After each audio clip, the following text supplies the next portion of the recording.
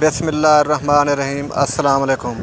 جب حضرت آدم علیہ السلام کو اللہ تعالیٰ نے تخلیق فرمایا اور جنت میں بسایا تو انہیں ہر طرح کی نعمتیں عطا کی گئیں، مگر انسان کی تخلیق صرف روحانی آزمائش کے لیے نہ تھی بلکہ ایک فطری نظام اور دنیاوی ذمہ داریوں کے لیے بھی تھی، جن میں نسل انسانی کی بقا اور تولاد نسل تناسل کا عمل بھی شامل تھا۔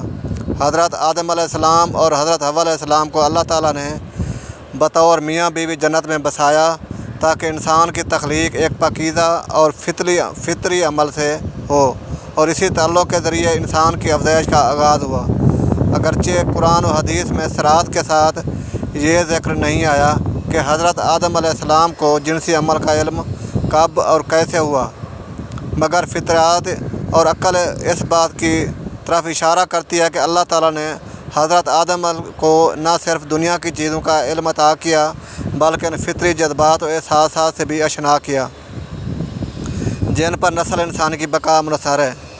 قرآن مجید میں سورۃ بقرہ کی آیت نمبر 31 میں اللہ تعالیٰ فرماتا ہے، ترجمہ یعنی اللہ نے حضرت آدم کو تمام اشیاء کے نام سکھا دیے، اور مفسرین کے مطابق یہ صرف ظاہری نام ہی نہیں بلکہ ان کے خاص افعال اور استعمالات بھی شامل تھے۔ گویا حضرت آدم علیہ السلام کو اللہ تعالیٰ نے فطری طور پر یہ علم عطا فرمایا کہ نسل کی کیسے بڑھے گی، عورت اور مرد کا تعلق کیسے استوار ہوگا اور اس تعلق کا مقصد کیا ہوگا۔ بعض روایت کے مطابق جب حضرت آدم علیہ السلام کو حضرت حوا کا ساتھ عطا کیا گیا تو وہ تنہائی اور انسیت کے جذبے سے واقف ہوئے اور یہیں سے ازواجی تعلق کی بنیاد پڑی، جس میں جنسی رجحان بھی ایک فطری جزو تھا۔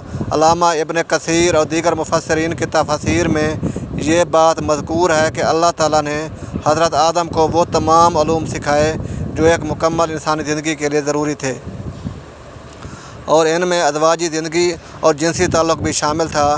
یہ علم نہ تو کسی حیوانی جہلیت کا نتیجہ تھا، نہ ہی کسی گناہ یا شیطانی سوچ کا مظہر، بلکہ ایک فطری پاکیزہ اور مقدس عمل تھا جو کہ نسل انسانی کی تسلسل کے لیے ناگزیر تھا۔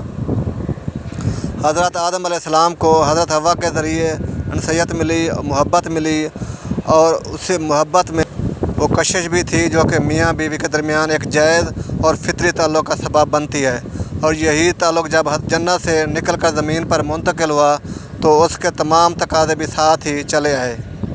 حضرت آدم علیہ السلام جب زمین پر اتارے گئے تو انہیں نہ صرف زراعت، کھیتی باڑی اور لباس کا شعور دیا گیا بلکہ انہیں ازواجی زندگی کو قائم رکھنے کے اصول اور ضوابط بھی سکھائے۔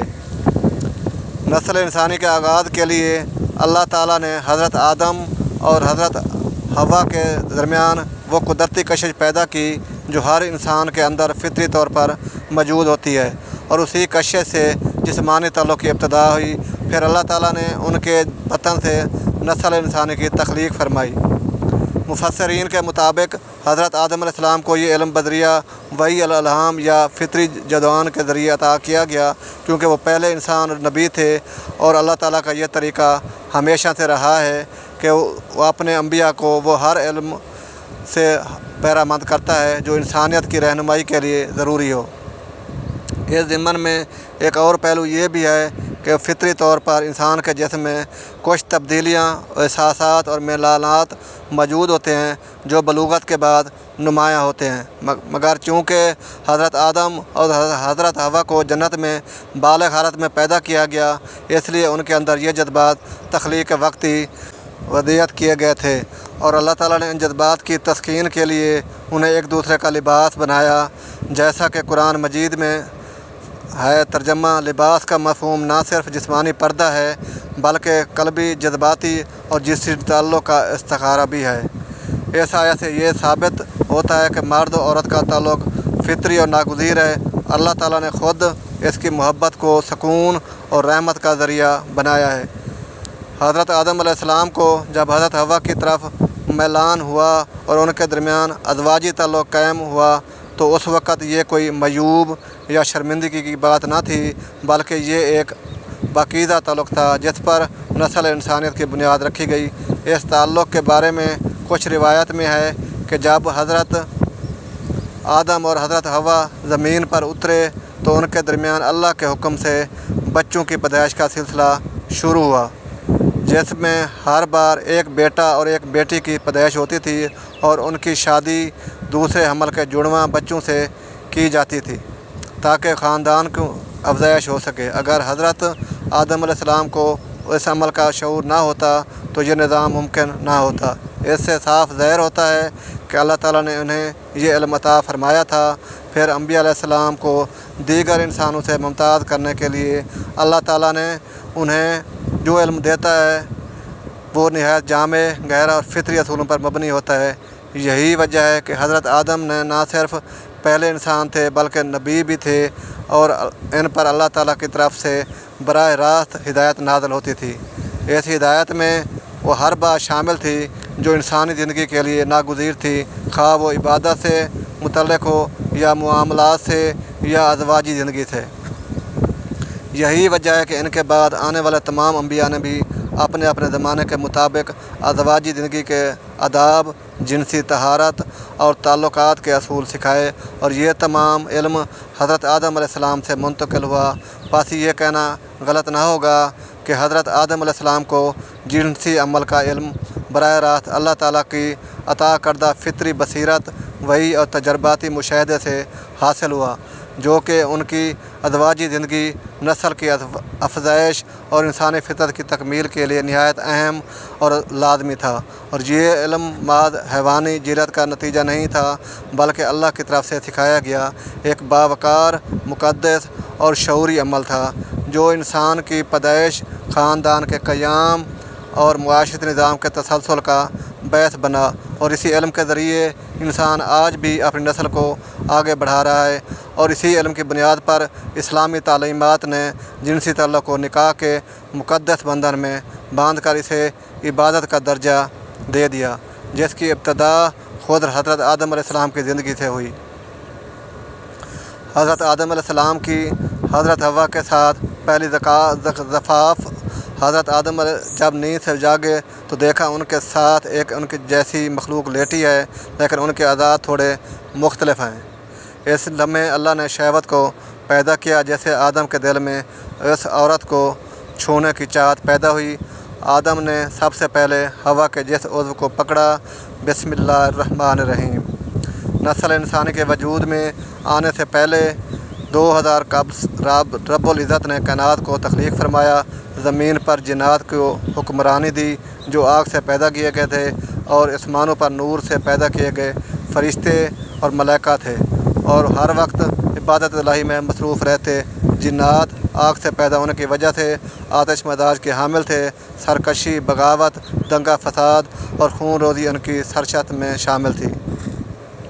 جب زمین پر جنات کا لڑائی جھگڑا حد سے بڑھ جاتا تو اللہ ذوالجلال آسمانوں سے فرشتوں کے لشکر بھیجتے جو ان سرکش جنات کو مار مار کر سمندری جزیروں اور ویران پہاڑی علاقوں میں بھگا دیتے۔ ایسے ہی ایک خون ریز لڑائی کے دوران فرشتوں کو ایک ویرانے میں جنات کا ایک معصوم سا بچہ روتا ہوا ملا۔ اس کے والدین شاید جنات کی جنگ میں کام آ چکے تھے۔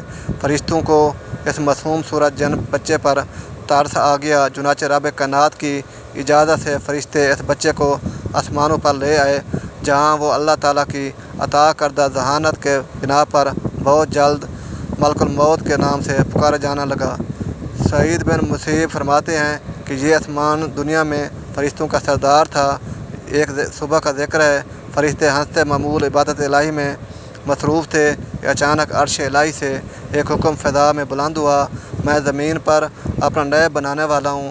فرشتے رب عزت کے اس فیصلے پر حیران اور متعجب ہوئے۔ عرض کیا، اے ہمارے رب، ایسے شخص کو کیوں پیدا کرتا ہے جو زمین میں فساد اور خون بہائے، اور ہم تیری تسبیح، حمد اور پاکیزگی بیان کرنے والے ہیں۔ اللہ تعالیٰ نے فرمایا، جو میں جانتا ہوں تم نہیں جانتے۔ حضرت قتادہ فرماتے ہیں کہ فرشتوں کو اس بات کا علم کہ انسان دنیا میں فساد خون ریزی کرے گا اس طرح ہوا کہ وہ دنیا میں جنات کے فساد اور خون خرابے سے بخوبی واقف تھا۔ حضرت عبداللہ بن عمر رضی اللہ تعالیٰ عنہ فرماتے ہیں کہ جنات حضرت آدم علیہ السلام سے 2000 سال پہلے آباد تھے۔ جب وہ خون ریزی کی کرتے تو اللہ تعالیٰ ان کی سرکوبی کے لیے فرشتوں ہی کو بھیجتے تھے۔ ابن ابی حاتم رحمۃ اللہ علیہ نے حضرت ابو جعفر باقر سے روایت کیا اور حضرت ابن عباس رضی اللہ تعالیٰ عنہ سے بھی اس طرح کی بات منقول ہے، اور یہ بھی کہا گیا ہے کہ انہوں نے لوح محفوظ سے اطلاع پائی تھی، اور یہ روایت بھی ہے کہ یہ بات فرشتوں کو ان کے دو ساتھی فرشتے ہاروت اور ماروت نے بتا دی تھی۔ ان دونوں کو یہ بات اوپر والے فرشتے سجل نے بتائی تھی۔ قرآن کریم میں حضرت آدم علیہ السلام کا ذکر، حضرت آدم علیہ السلام کا نام قرآن کریم کی 9 صورتوں کی 25 آیات میں آیا ہے۔ سورۃ بقرہ میں 5 جگہ، سورۃ ال عمران کی 2 آیات میں، سورۃ مائدہ کی 1 آیات میں، سورۃ اعراف کے 7 آیات میں، سورۃ الاسرار کی روایت آیات میں، سورۃ کہف اور سورۃ مریم میں 1 جگہ، سورۃ طٰ میں 5 مقامات پر، سورۃ یاسین میں 1 جگہ، سورۃ الاعراف، سورۃ الاسراء، سورۃ کہف اور سورۃ طٰ میں نام اور صفات دونوں کے ساتھ، اور سورۃ حجر میں فقط صفات کے ساتھ ذکر کیا ہے، جبکہ سورۃ ال عمران اور سورۃ مائدہ، مریم اور سورۃ یاسین میں ضمنی طور پر نام لیا گیا ہے۔ تمام نعمتیں اور آزائشیں ہونے کے باوجود حضرت آدم علیہ السلام نے جب جنت میں تنہائی اور جنت محسوس کی تو اللہ پاک نے حضرت اماں کو پیدا فرمایا۔ محمد بن اسحاق حضرت ابن عباس سے روایت کرتے ہیں کہ حضرت آدم علیہ السلام سو رہے تھے کہ اللہ پاک نے ان کی چھوٹی پتلی سے حضرت حوا علیہ السلام کو پیدا فرمایا۔ جب حضرت آدم علیہ السلام نیند سے جاگے تو دیکھا کہ ان کے پاس ایک ایسی مخلوق لیٹی ہے جو ان سے کچھ زیادہ مختلف نہیں ہے۔ تفسیر ساوی شرح اور رزاق پر لکھا ہے، جب حضرت آدم علیہ السلام نے اپنے جیسی خوبصورت مخلوق کو اپنے پاس لیٹے دیکھا تو ان کی طرف دست مبارک بڑھانے کا ارادہ فرمایا تو فرشتوں نے عرض کی کہ ٹھہر جائیں، پہلے ان کا مہر ادا کریں۔